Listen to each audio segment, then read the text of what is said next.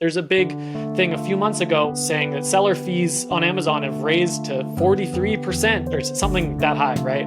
I think a lot of the time they get an unfair comparison to DTC or to retail because directly selling on DTC, people are just looking at straight up, this is how much something sells for, and then this is how much I make from it. And with Amazon, I have this 15% referral fee, I have this FBA fee, and then I have to run ads on top of that too.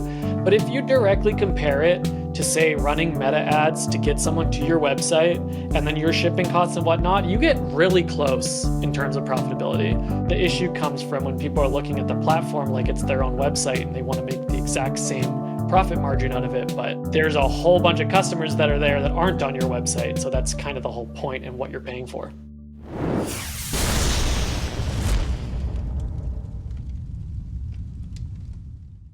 It's all killer, no filler. I'm Eric Dick, and I'm back stealing the mantle from Cam this week to just check in with Rob and Clifford from Pilot House's Amazon team with what we're calling the Amazon Roundup. We've got some exciting things about Prime Day to talk about. But first, let's start with the news. This is something we're doing more on the D2C side of things. We're talking more about the news. We're trying to actually get ranked in the news going forward. So let's inform our readers. What's going on with Amazon and the FTC? So Amazon is being sued, I guess, by the FTC in 19 states or something combined. I'm not a lawyer. I don't know how all these, the actual legality of it works, but I did read a bunch of news articles on what the lawsuit is about. So I think I have a summary. They're basically suing them on the grounds of like three things. So first is that they were prioritizing their own products in search results. So whether their own brand or products that were sold by them. Second is that they are basically forcing sellers to, people who sell on their platform, to use their Fulfilled by Amazon service. And if you don't, then you get deprioritized. And third is that the pricing policy that Amazon uses is like anti-consumer, basically. How so? That's a great question because wasn't really outlined super well by them. Okay. And I think they're wrong on all of the things. So It's interesting. It's like inherently businesses are going to act monopolistically to improve conversions. It's a really interesting because this is happening across multiple tech platforms right now. How serious, from your readings of these articles, is this situation, and how could they even rein in a huge company like Amazon? How are they going to stop them from promoting their own products, for instance? It just seems extremely difficult. Yeah, I mean it's tough to say. Like with there's each one of those pieces is interesting in their own light because like if they are sort of gaming the system and like promoting their own products above other sellers, then that's could be sort of like creating an unfair marketplace, which is like, well, what's the grounds there and are they actually doing it? Whereas you look at like that they're forcing Prime sellers to enroll in Prime, it's like a lot of sellers actually really love Prime. Like it's a lot easier to manage you don't have to have your own warehouse. It's typically cheaper than shipping yourself. It removes a lot of those headaches and you get the Prime badge, which customers love from a conversion rate standpoint. So it's like, it's less so forcing, it's more so like it's a no-brainer to do. Yeah. And then you look at like the pricing side of it, and I find the pricing side super interesting because this is where Amazon does charge like their referral fee, their FBA fees. So it is like sometimes more expensive to sell on Amazon from a fee standpoint than selling on your own website. Well, it is. So then a question we get asked all the time is like, well, can we just charge more on Amazon? It's like, well, until Amazon finds out, sure, but as soon as they find out, they remove your buy box. But what you'll run into is like if, say, Walmart or another retailer is offering a product for less, you'll lose the buy box on Amazon if your price is higher. But if it's only higher by $1 or $2, the customer probably is going to want to purchase on Amazon anyway, purely because they have Prime, they get the fast shipping, they get free shipping. Whereas the person on the other website that might have to pay shipping, they don't trust the retailer. Like, so I think Amazon misses the boat there, whereas like you can actually let customers probably charge slightly more and get the conversion, and they'll be willing to based on the convenience. But Amazon, based on their saying, we want to be the lowest price, we want to make sure the consumer trusts it's the lowest price, so they remove the buy box as soon as the prices drop. So I don't know. Each aspect is super interesting. It'd be interesting to learn more about why the FTC chose those particular things to dive into. It's like any case, right? They just go with what they think they can get over, and they're probably I guess it's their strongest arguments. I think it was Google where they sort of admitted to like bumping up the pricing on lower competition keywords, and they were like bumping up. They're like, yeah, sure, we bump up those prices by at least 10%, and that was sort of admitted in one of these cases. So it's interesting that all these behemoths are under fire. Is there anything that our listeners need to know? Like, I guess this is just something they want to keep their ear to the ground about to understand what might be coming their way. But really, there's nothing else to prepare from an advertiser Amazon standpoint, eh? Not really. Like, my take on it is that I don't really think it has any teeth, because the entire like concept of the FTC is to be consumer protective. Now, are a bunch of these things hurtful for sellers on the platform? Sure. It sucks that you can't raise your price by 10% to sell and make the equivalent profit on Amazon. However, for consumers, it's good. It's lower prices. And is faster shipping better, and forcing sellers to kind of prioritize faster shipping that you get to? Yeah, that's probably better for consumers too. So like in almost every way that they've outlined this, almost every different aspect is better for consumers. So I don't see how they make the claim that it's not, because if a lot of these policies weren't in place, prices are higher, shipping is worse, the experience is generally just worse for the end consumer. The one standout that they did mention a little bit, this started to come out as the lawsuit got released. I think it's like 180 pages or something. So news journalists and whatnot are digging through it more. Is there was something called Project Nessie, is what they named it, which was a repricing algorithm that they had where Amazon was trying to see if they could raise prices in specific areas where their auto pricing was actually killing their profitability. And I'm not surprised. We have brands who sell to Amazon, and Amazon prices extremely low, and we can see that it's not profitable for them to sell at those levels. So I guess at some point they did come out with some algorithm that tried to squeeze a little bit more profit out of things where they could. But according to them, they scrapped that program because it was just leading to a worse experience and more issues and whatnot. And I wouldn't doubt that that's the case, because everything that we've seen is you always need to have the lowest price on the internet, like always. Whether Amazon's selling it themselves or not, they'll take away the buy box from their own listings. Like, they will lose buy box to third parties if they're coming in cheaper than them. Like, it's pretty consistent, and the consistency is just lower prices all the time for the end consumer. So I don't see how the FTC wins it. There's a lot of other things they could have hit them for monopoly stuff around AWS and around the control they have with servers and things like that I think they probably should have taken that route a little bit more. But interesting. Well, watch this space. The other big news that I'm just reading about here, as a Prime Video customer, that I'm now going to start getting ads. I just watched The Whale this weekend, by the way. It was one of the saddest movies I've ever seen, but very, very good. And it would have been quite less of an experience, I think, if I had been served ads on my paid Prime account. Is that what they're doing? They are. Well, you've had ads already, right? When you start a Prime Video show, a lot of the time it starts with an ad. It's just an ad for another Prime Video show. Mm-hmm. So now those will be ads from brands.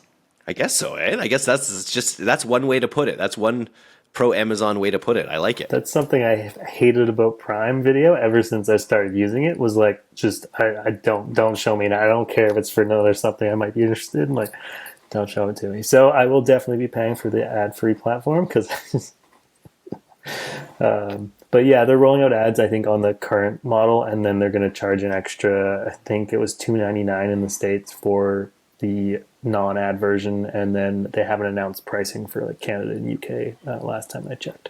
It's going to be deadly. It's going to be high quality inventory.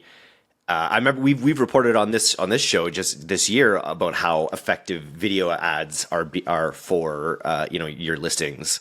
To have in your listings, I guess. So I guess we already know the power of video. This could be huge. Yeah, it'll be really cool placement that'll open up to advertisers, and I mean, likely more top of funnel, since it will be like streaming TV sort of placement. But if you're Yeah, a great opportunity to fill the top of the funnel and or remind people if they're already in your funnel. So as they roll out, it'll be super interesting to bring it into the mix and see how they do. And you might get your ad served next to Academy Award winner, what Brendan, whatever his face is, from The Whale, which Brendan Fraser. Brendan Fraser of Mummy fame. But it's just like it's rare, I think, for advertisers to get placed next to such high quality content. You know what I mean? And I think Prime Video offers that opportunity. I remember I wonder how accessible they'll make this inventory. I remember when Netflix started running ads, that never became something that trickled its way down to the D2C audience. Really, I think you had to commit hundreds of thousands of dollars, millions of dollars in order to advertise on the platform. It's gonna be interesting to see how Prime does it. Yeah, it's we've reached out to our ad reps that for some of our larger clients that would be in the neighborhood of spending this level. There will certainly be relatively large spend commitments. I would be, to throw out numbers, I would say probably somewhere in the neighborhood of 50K plus. I would be surprised if they opened it to anything more than that per month. However, you nailed it there with why I think it's such a big opportunity is that like this is incredibly premium inventory, like the same thing you would get, running commercials on TV type of thing, but with attribution. Like you don't get that anywhere else where you have incredibly premium inventory for full-blown commercials, but you can literally see if people buy it afterwards directly on platform or in Whole Foods or in an Amazon Fresh store or any of the other properties or areas where they have attribution to. But like that's the big like unprecedented part is incredibly premium inventory, but with the attribution level of like what we're used to in DTC. And the customer experience level that you get only from Amazon, right? Like I think that's one of the biggest challenges with TV is you've got to get them to go from their device to the store and put in their credit card information or whatever. Whereas with this, Amazon is definitely the most customer friendly checkout flow that has ever existed. So I could see it being very effective. And I guess that's their goal, right? Like they want to have they're talking like they haven't started serving like football in Amazon yet, have they? Like I know NFL and Amazon have a partnership where you're eventually going to be like. You're gonna be able to live in Amazon. Is that's already happening? Yeah. So they have I think it was like $1 billion, possibly more, contract with the NFL to show Thursday Night Football. There is ad space on it. It is very gated, very much only huge brand ad space, gigantic commitments. That is not the same. Prime Video seems like it's going to be a lot more like closer to self-serve. It won't be self-serve, but it'll be closer to self-serve, kind of like directly working with an Amazon ad rep and getting access to like first level metrics like that. For as far as we're aware, Thursday Night Football ads do not work like that. They are much more just like traditional ad buys. However, part of all of the Amazon advertising part is you can actually leverage that audience. So we have ran ads in the past where we're retargeting people who have watched Thursday Night Football with ads that we think are relevant to people who like football. So because they have that on their platform, it's actually an audience that's available within their targeting. Marketers, if you're finding yourself manually creating segments on Shopify and then waiting 20 minutes to download just so you can upload to Google, Meta, or Attentive to keep your audiences in sync, try Trestle Segments. Segments makes segmentation easy and profitable. Choose from pre-built audiences backed by data or make your own. Segments will keep synced across Klaviyo, Meta, TikTok, and more. They've just launched Filter GPT, so now you can segment using natural language. For example, just say, customers who bought during last year's holidays but ghosted since, and voila, it's done for you, ready for retargeting. Isn't AI wonderful? Try it today at trestle.co/DTC. That's TRESL.co/DTC for a special offer. We've got some other notes to talk about here. I want to just drill in on this one note that you had, Clifford, about what profitability looks like for a brand on Amazon. So is there a myth, first of all, that Amazon is a lower profit channel? I guess just because of the inherent take that Amazon takes? What's your take on this? Yeah, I brought it up because it's kind of been a topic of conversation lately, especially with all the profits or all the FTC lawsuit stuff that's going on and talking about seller fees. There's a big thing a few months ago where it's saying that seller fees on Amazon have raised to 43% of typical sellers or something that high, right? But I think a lot of the time they get an unfair comparison to DTC or to retail, because directly selling on DTC, people are just looking at straight up, this is how much something sells for, and then this is how much I make from it. And with Amazon, I have this 15% referral fee, I have this FBA fee, and then I have to run ads on top of that too. But if you directly compare it to, say, running meta ads to get someone to your website, and then your shipping costs and whatnot, you get really close in terms of profitability. Like, you start adding that up, and usually Amazon ads, for one, have a better return on ad spend than meta ads in a lot of cases, because it's just, people are there ready to buy. And also the longer term effects of Amazon maintain, so you gain that ranking up on the platform, so you get evergreen sales that you don't get on your website. Or now you have an email list, of course, on your website where you can retarget people, and you do have some sort of evergreen sales coming from that. But that you do like the apples to apples comparison, and it's very close to typical profitability when you start like actually bringing in all the costs of DTC. And if you compare it to wholesale, like something like 45% of your costs going into fees, yeah, that's pretty similar to just selling wholesale. So it's not outside of that realm either. I think the issue comes from when people are looking at the platform like it's their own website, and they want to make the exact same profit margin out of it, but there's a whole bunch of customers that are there that aren't on your website. So that's kind of the whole point in what you're paying for. Myth busted. Amazon is not I think I agree with that. It's just, you see it all, it's all lumped together in Amazon as this one experience, whereas you have all these little fees that add up over time on the meta side. So that's pretty cool. I just realized, I just saw our coworker Brett, who is a Amazon influencer, talking about the second Prime Day. Prime Day is just, there's another Prime Day right around the corner. Is that right? It's right now. It's today right, and tomorrow. Today, it's actually happening right now. So if you're listening to this, you're too late. You missed it, but you're too late. Yeah, that's right. This will come out on Friday. So sorry, guys. You should follow Brett Turner on TikTok though, because he always gives out the best deals. He was just showing like an insane deal of a TV I saw just the other day. But anyways, follow Brett. Yeah, like a 50-inch Amazon TV for like $150. I think that was That's it. unreal. Which will have ads on it, by the way. Fire TV will have ads on the TV operating system. They'll get ads on the remote one day. They'll have little like interstitials that go across the top of your remote. Why not? What's this new stuff? What are these SDV placements, SB carousels, etc.? Yeah, it's sponsored brand ads have been the top of search ads with the big image.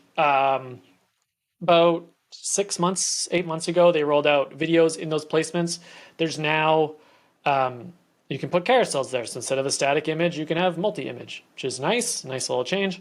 There's also sponsored display video placements are increasing. So these are ads that typically just kind of follow you around the internet. They'll follow you around Amazon, but they're getting really weirdly intrusive on platform. I feel like this is just a little test, and hopefully they kill it, because I don't like these placements, and I'm usually very pro ad as someone who buys ads. But this one's a little much. Like, sometimes you'll be on an Amazon listing page and the sponsor display video ad will literally like pull down and take up like half of your screen. It's a lot. It's too much. And that's coming from an ad man. I don't like this one. I hope it ends, because it's rough looking, and it's not. The entire point of this platform is we want to have like really, really high conversion. You start getting a lot of ugly, intrusive ads like that, and it's gonna eat into that conversion rate, whether we're the ad spender or not. I like it. Are you listening, Amazon?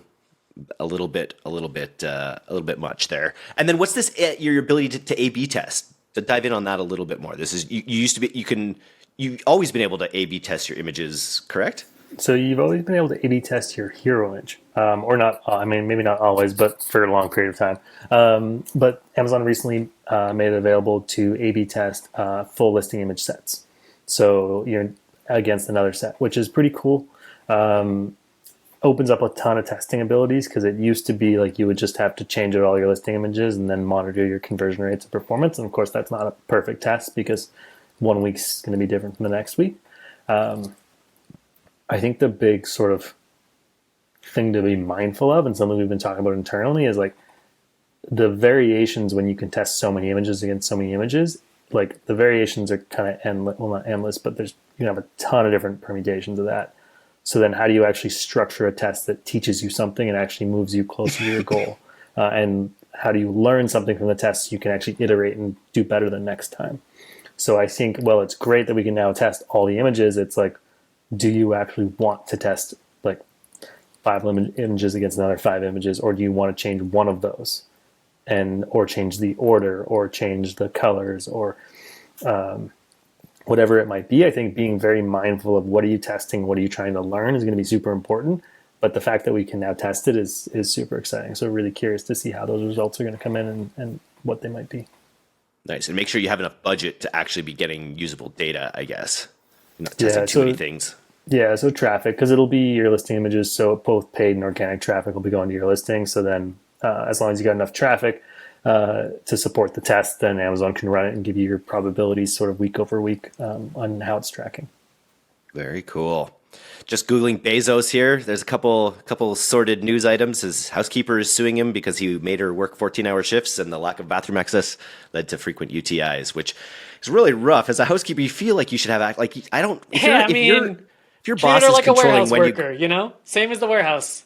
I guess so, but like you're cleaning the house, like you should be able to use the bathroom if you're cleaning a house. That seems a bit much, Jeff. I don't know if this is true, but use the washroom regularly, people. Just to circle back, just before we end on what Rob was talking, I know I can feel us going down the Bezos rabbit hole here. Yeah. But on the listing image test thing, I think like these are really underutilized. They're underutilized by us even, honestly, because these live on it's your listing, it's your whole listing of your product, right? So like when all of your money you're spending on ads goes to your listing. So even a tiny bump in your conversion rate from improving your third image over your last third image, if you're selling hundreds of thousands of dollars a month on that listing, you could be talking about literally making $20,000, $30,000 more because of a tiny change to your second image or your third image, and you added a word or you added something there that helped convince those extra buyers to convert, or you changed the color of it to be more branded or something. Like a lot of these different variations and examples Rob was mentioning, like all of these changes, just these small incremental increases to your conversion rate could mean huge numbers down the road. So this is not like, I know a lot of time we get talking about imagery and it gets talking about like, oh, let's be like creative and what can we think of? And it gets very like fluffy and it's not very like real. But you start talking about a 0.5% increase in conversion rate and you're talking about hundreds of thousands of dollars. You're talking about real money coming from very small imagery changes. So these could be really, really impactful. And all of the stuff we talk about with ads could be like minuscule compared to the changes and increases you might get from just making image improvements. Do you A/B test them because they each have that A/B testing functionality? You would want to just A/B test them once at a time so that you have everything else staying constant. Is that right? Or do you A/B test them each all the time? Yeah, it'll actually only let you do an A/B test on a listing one at a time. Nice. Makes sense. Forced control. Nice. Well, that is a much better note to end things on than forced bathroom break. So thank you, Clifford and Rob. Fun as always. Let's keep our eyes peeled on this FTC situation. And thanks again. Thank you. Thanks, Eric.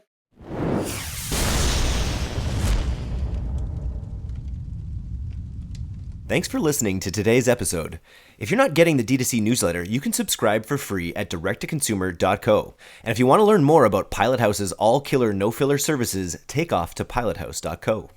I'm Eric Dick, and this has been the D2C Podcast. We'll see you next time.